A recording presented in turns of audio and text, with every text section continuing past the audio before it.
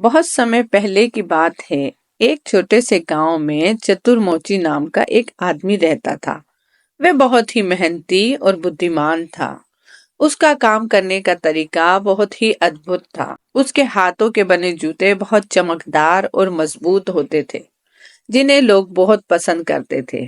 एक दिन गांव के चार ठग उसे धोखा देने की योजना बनाते हैं। उन्होंने चतुर्मोची को एक नया ऑर्डर दिया और कहा कि ये जूते बहुत खास प्रकार के होने चाहिए, क्योंकि वो एक राजा के लिए जूते बनाए जा रहे हैं और इसके उन्हें बहुत ज्यादा पैसे मिलेंगे। चतुर्मोची, जो बहुत बुद्धिमान था, इन ठगों की धोखाधड़ी को समझ गया था, लेकिन उसने उन्हें नहीं दिखाया। उसने उन्हें हाँ कह दिया और वादा किया कि वो उन्हें सबसे बेहतरीन जूते बनाकर देगा।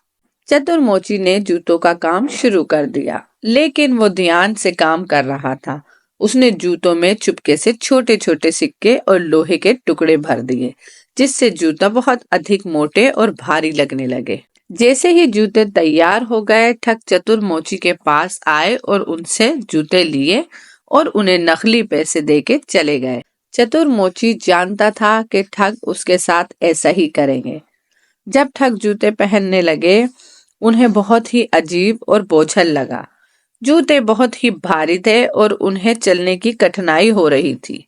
वे चतुर्मोची के पास वापस आए और कहने लगे, ये जूते हमें ठीक नहीं लगे, हमसे ये जूते वापस ले लो। चतुर्मोची ने खुश होकर कहा, मैंने कहा था ना कि ये जूते बहुत खास हैं। ये राजा के लिए हैं, जो बहुत ही भारी और मजबूत हैं। तब ठगों को समझ आ गया कि चतुर्मोची उनकी सारी धोखाबाजी को समझ चुका है। उन्होंने कहा, हमें माफ कर दो, हम समझ गए हैं कि तुमने ये हमारे साथ क्यों किया है।